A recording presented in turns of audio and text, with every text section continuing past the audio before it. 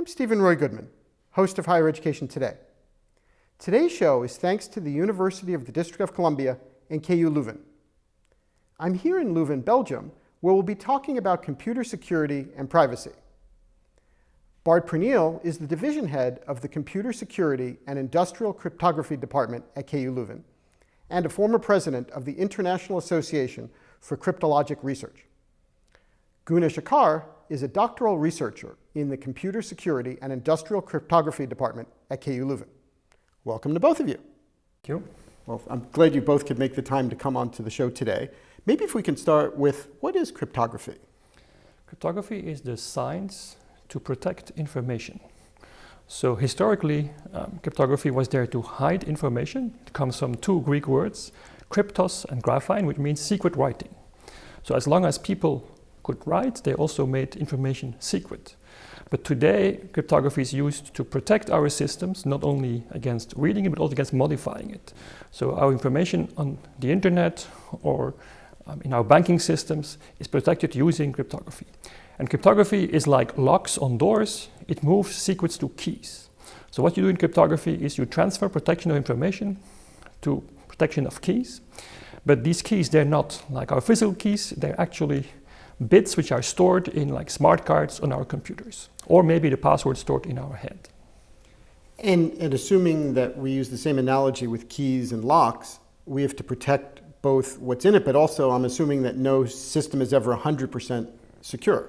That's correct. So in a few cases we can make systems that are really secure, where we can prove that they're secure, but those are quite impractical. So for most practical systems, we cannot prove that they're secure, but we can try to formalize this and try to show that breaking a crypto system is as hard as solving a very difficult mathematical problem. But for many other systems, we can't do this. We just have to look at it and hope it's secure and use kind of techniques to build our confidence. But very often crypto systems do get broken and we have to replace them by new ones. Well, but let's talk about that a little bit, perhaps in terms of, let's say, banking. Right, so people want to be sure that the amount of money they had in the bank yesterday is the same amount that they have tomorrow.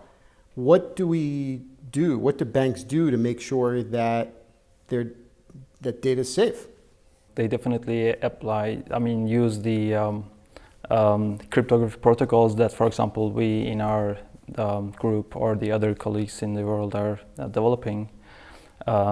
Encryption standards, of course. So for example, when you use the bank website, so your connection from your computer to the bank site or from your smartphone to this banking website is encrypted. And so that no one could look into your passwords or your transfers or can fake your transfer to their accounts. So they use cryptography for that, to hide this communication and also to make it impossible for thieves to steal your money. Well, fair enough. So what would happen then if somebody does break in? How do your protocols deal with that? Well, first, I think there is a very high confidence in the banking protocols. But it's not only about secure communication, also about secure end systems. And in addition to actually protecting things with cryptography, the banks also have monitoring systems where they actually keep track of what's happening. They also have, of course, backup. So if they suspect an attack, they can go back to previous versions. But indeed, it is a possible scenario that, for example, new techniques will be developed to break systems and that banks will end up being in trouble. So we're worrying, for example, about quantum computers. This is very exotic computers that have been conceived in the 80s. We still don't know whether we can build large ones. We can build very small ones. But if we can build very large ones, then most of our current cryptographic systems would be broken. And so today, one of our research topics is how to build new systems that would resist such magical quantum computers. That's interesting. Well, what about something that's less secure, like KU Leuven? This is a major research university. Presumably, there's all sorts of student and professor information somewhere near where we're sitting right now. How does the university protect itself against outside infiltration? Well, that's more, I would say, in the realm of computer security. So what you have is access control. You try to identify who can log in, and this you do with passwords. It's still the old way. Although we had experiments to use the Belgian electronic ID card to log in. And in my group, some of my researchers have developed a more secure way to log in using a combination of a smartphone and a password. and some visual code. So we try to make it as hard as possible to get access to the system without being authenticated. So we verify who's logging in. And then, of course, the systems themselves, they have additional protections. And for the very sensitive information, cryptography is used, which means that the information is encrypted. So even if you get access to the information, you will not be able to read it unless you have access to a special key. But let's assume that I'm a new undergraduate student and I'm interested in your field. What would you suggest that I study in order to be able to join your group? Well, our group, I think, is a bit special internationally because we actually bring together many disciplines. So we do have mathematicians. This is people who study pure mathematics, and they look at the mathematical aspects of crypto systems. But of course, if you want to use a crypto system, you also have to implement it in software or in hardware. So we also have people with a background in hardware. And then we also try to break systems using physical techniques. So we put up antennas next to systems. We measure the power consumption of devices. We also have acoustic techniques. So people with a background in physics or in signal processing can also use their techniques to test the security of crypto systems. And finally, we also have computer scientists who look more at the systems aspect, like Günes, for example, who look at the protocols and at the systems together. So we actually have a combination of all those disciplines. I mean, our group, we have people with those diverse backgrounds.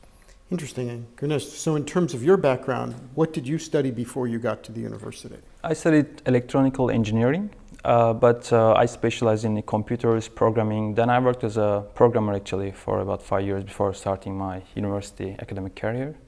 So like a mix of electronics engineering and programming was a key to coming here actually for me. And were there specific courses that were particularly helpful to you? Sure, like programming, data structures, definitely. Also more like a protocol level courses on communications was interesting. But what I do here is actually did not exist when I was like an undergrad student, I guess. So like this new technology on websites and advertisements and tracking was something new, but definitely it was like a fresh thing to study for me. Well, that's an interesting point because people who may be watching this show, let's say in the future, may be studying things that haven't even been invented yet. Yes, that's definitely interesting. So, for example, this quantum cryptography or quantum computations was maybe will be one of those things actually. Like we are working on something that's actually not sure if it will happen or not. We don't know whether a large quantum computer can be built and will be built. So today the record is about 7 bits or 7 small units, but they're very magical units. A normal bit is 0 or 1, but these quantum computers have qubits or quantum bits, and they can be 0 and 1 at the same time, and then you can compute of them. And so the problem is that to build very large one of those, we don't know whether it's possible or not. So there is, of course, some people who are optimistic who believe that they will be able to do this. But for breaking crypto systems, you need to build those with thousands and thousands or even millions of qubits. And it's not clear whether we will be able to do this or not. But our job as cryptographers is to prepare for the case that it would be possible. And are you working with any universities in the United States? I must say that most of our collaboration is inside Europe and also with Asia, but we do have some collaborations in the US. I think Günes works with Princeton, and there is of course a very good network of collaboration or interactions. I go frequently to universities in the US, and there is a very good network of contacts with people in Berkeley, Stanford, Columbia, and so on, where we collaborate in organizing events or discussing future challenges. And then in terms of the collaborations in Europe, how does that work? I mean, are you dealing with conferences? Are you sharing all sorts of basic research or applied research? What specifically are you sharing? Well, one of the things Europe does is fund joint projects. And so this is actually for us a very nice experience to be able to work because together with both other academic groups, universities, and industry. Because Europe typically, for a large part of its research funding, wants things to be applied or at least have a view on applications. So they insist that universities work together with industry on larger scale European projects.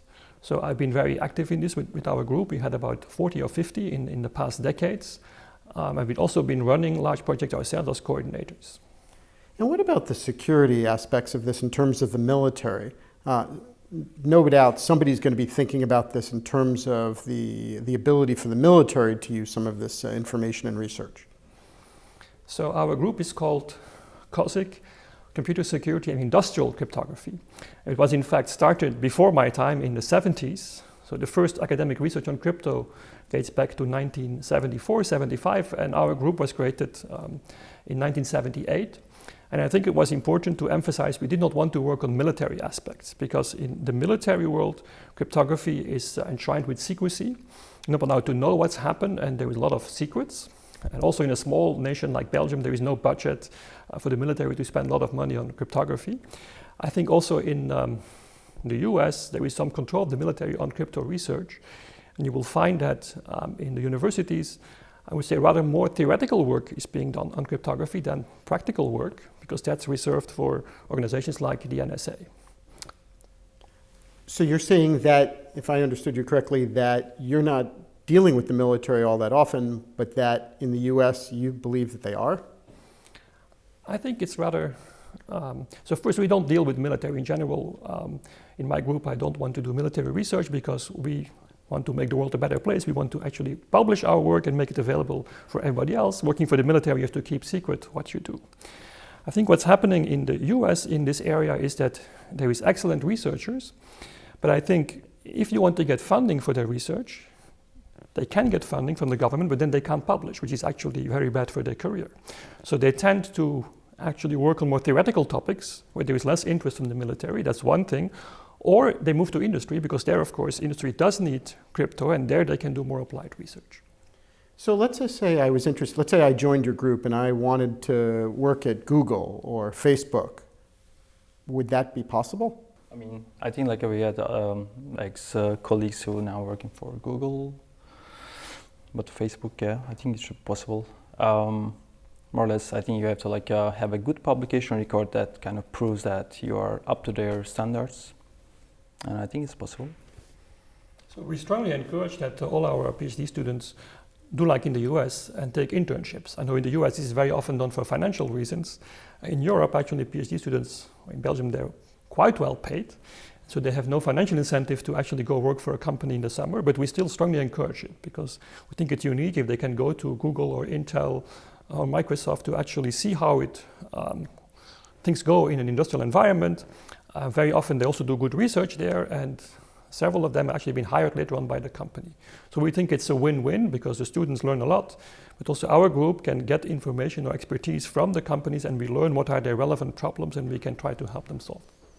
Well, what about the issue of technology transfer then? I know a number of universities have centers where universities create companies based on the research done by professors and students at the university. Do you have something like that here at KU Leuven? Yes, KU Leuven has a very successful research transfer office called KU Leuven Research and Development. I think they have a very successful track record. I think based on their record, KU Leuven has been nominated one of the most innovative universities in Europe. There is more than 100 spin-off companies, and many of them are quite large and very successful. But there is also other collaboration like the European projects I mentioned and contract research. So I think overall there is, I think, an encouragement to work together with industry. It's very good, I think, for your research to make it more relevant to society. And of course, it's also very good as a source of funding because the base level funding in the university for research is not so high, but by working with companies, we can actually acquire more financial means as well. And what about visiting professors who work in industry? Do you have them here? I think it's not as common here in the sense that the university will not, like in the Netherlands, fund this for us. So in the Netherlands, they're encouraged to host such professors and pay for them. We had a few of those visitors who come, but usually the industry has to fund them, which actually increases the threshold a bit. But we do have collaborations, for example, with Philips in the past, also with some Japanese companies or Korean companies. We send somebody for a year to work with us and to actually exchange experiences and work on exciting things for the companies interested. And we also have some technologies to solve these problems. And you have, don't mean to put you on the spot, but you have some patents that are credited to you, which is congratulations. Do you own all the results of that, or does the university own some of that as well? It's kind of a complex arrangement. In general, I don't file many patents. We tend to put our results in the public domain because that is how we get the most widely used, and we're very proud that some of our results are very widely used. So one of my colleagues invented the AES algorithm, which is a US government crypto standard, which is today used in billions of devices and 10,000s of products. So we think this is more fruitful as an outcome. But when we work with companies, sometimes they want to protect their intellectual property. If they pay for the research, then typically they own the results and they also own the patent. That doesn't mean, of course, that I'm not listed as an inventor of the patent. But usually they only give a small fee or a small bonus to the person. Now, inside the university, it's slightly different. If from university-funded research or my own funded research, I would do an invention. I could actually, I would get some of the rights belonging to the patents coming to me, some of the financial benefits. But in our field, it's actually quite hard to make money with patents. Very few people succeeded because it's a field in which there was always many ways to do the same thing. And so if you patent one way, then the others will use just another way. So it's more used, I think, in negotiations between companies where they have piles of patents. And so more or less these companies strike deals. If the other company has the same size of pile, then they will make a cross-license. And so nobody pays anything and they're kind of protected. Fair enough. And how do you, the two of you, work together day to day? If you don't mind me asking that question. So are you meeting every morning over coffee? Are you sharing stuff once a week, once a month? How do you interact with each other? I think we have like rather irregular meetings. So Bart is traveling a lot, not to complain. So whenever something comes up, I mean, he's responsive or email, but we also do like a face-to-face meetings. I also have another professor I work with, Claudia Diaz. So I'd have like a bi-weekly meetings with her, or rather, like just if something comes up, I just go to their door and like have a short conversation. But for the colleagues in the United States, since you asked, like we've been constantly collaborating since 2 or 3 years with colleagues in the US. So we'd have like bi-weekly calls over Skype. Sometimes it's harder if they are in the West Coast, of course, like there's a 9 hours difference. But yeah, this is mostly over Skype calls, basically. And you're a PhD, you're a doctoral researcher. Yes. Which means that you still don't have your PhD, or you're soon going to get it. That's true. It's not very, yeah. So I'm finishing PhD, so I'll finish around like end of this year.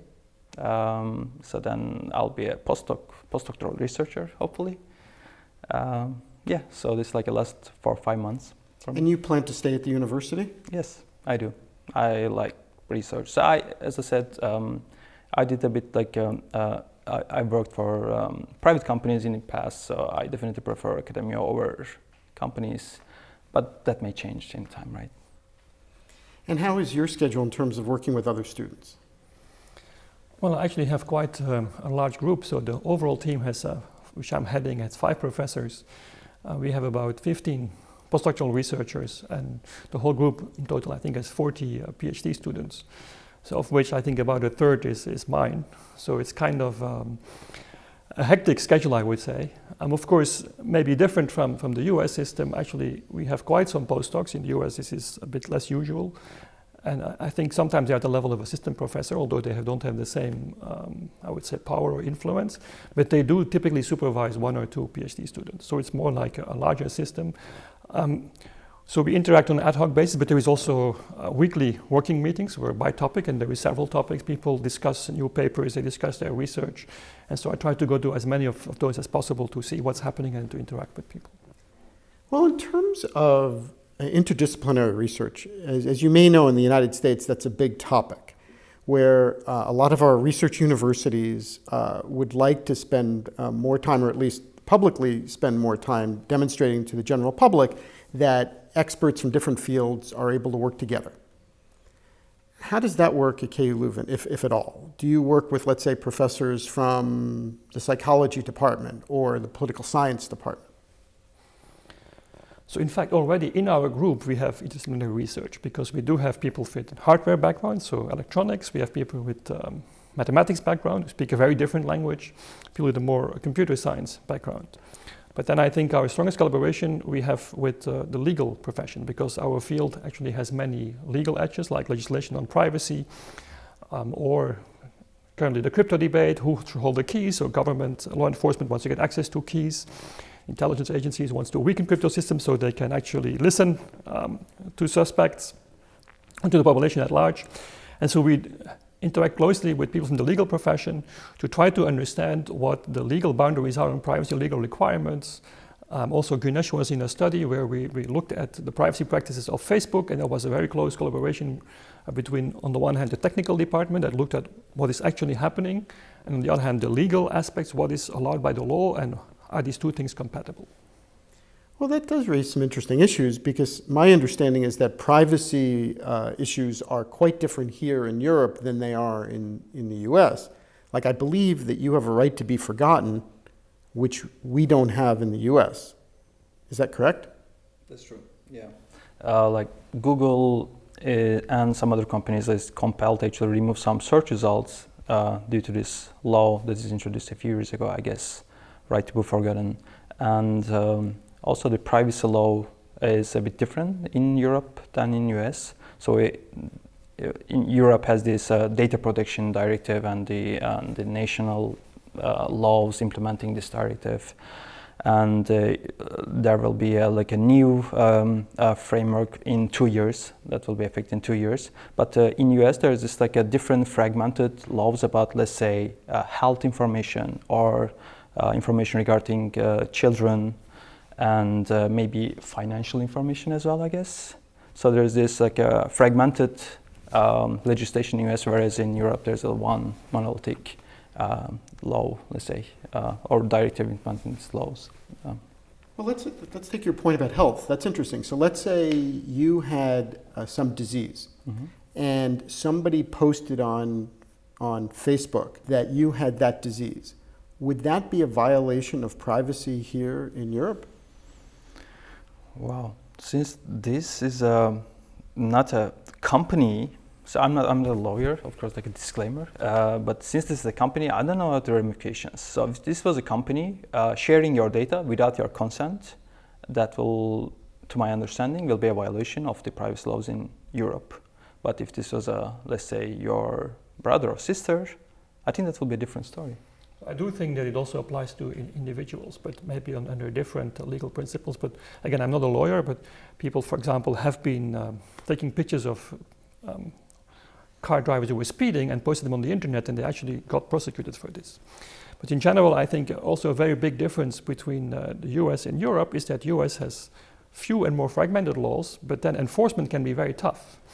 And if the FTC or finds out that you've been violating what you promised or some of the laws, in fact, they can put on very severe punishments, including like long-term audits of the company.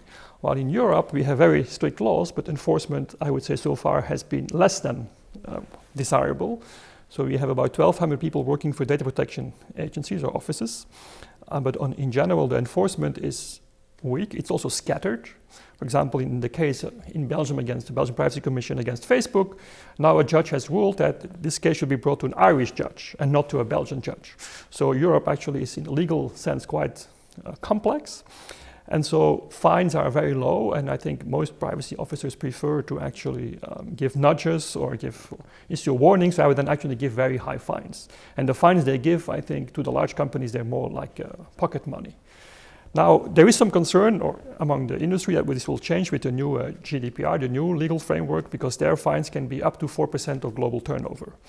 And so what lawyers expect today is that in this new framework, within 2 years, enforcement will be much more strict, and probably the protection which existed on paper for a long time will become actually reality. Well, do you want there to be more privacy? I mean, I realize both of you aren't lawyers, but would you like there to be more privacy?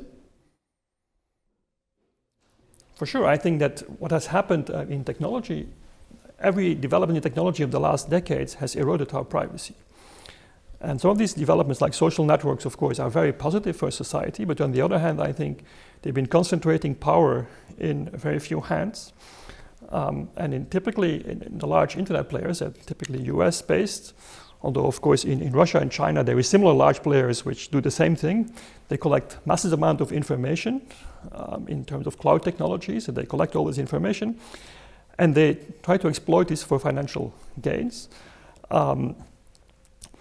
And personally, as a citizen, I feel that I lose control over this information, that there is too much information in the hands of a few very powerful people. I'm not sure it's also used for the right purposes. Today, most of this money, information is used to actually produce advertising information. So I think the large internet players, they make per user $10 or $20 per year with advertising revenues. But for this, they collect massive amount of information on me. I'd rather pay them $10 or $20 and not have them all this information.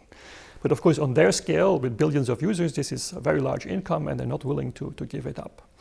And the second concern I have related to this is that we've learned from the Snowden revelations now 3 years ago that this information also ends up in the hands of the US government.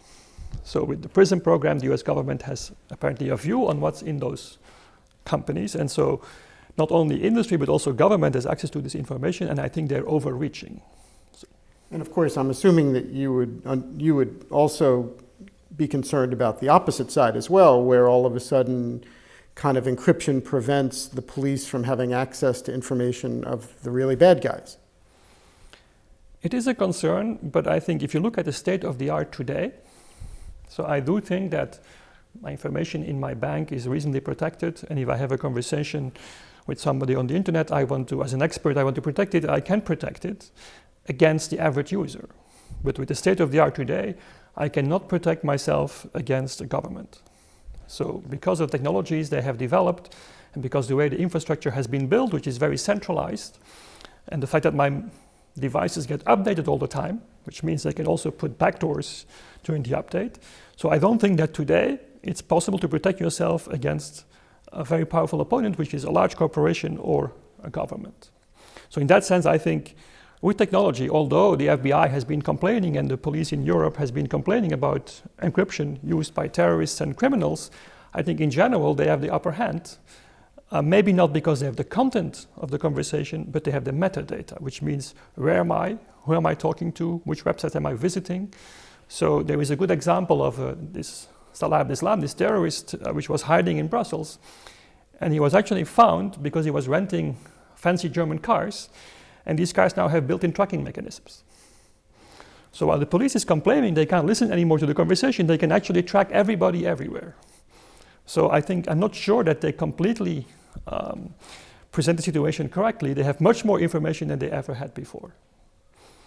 But I do believe that, of course, if we would secure the infrastructure much better, and we would also protect metadata, I think that moment we would have to have a conversation about law enforcement access. Well, fair enough. I want to just thank you both very, very much for coming on the show today. I think this has been very interesting. We could keep going, but I think you're capturing some of the really tough issues. I am a lawyer, but I'm not a computer scientist.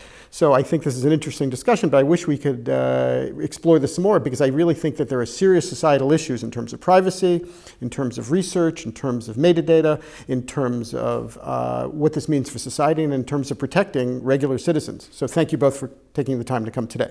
Thank you.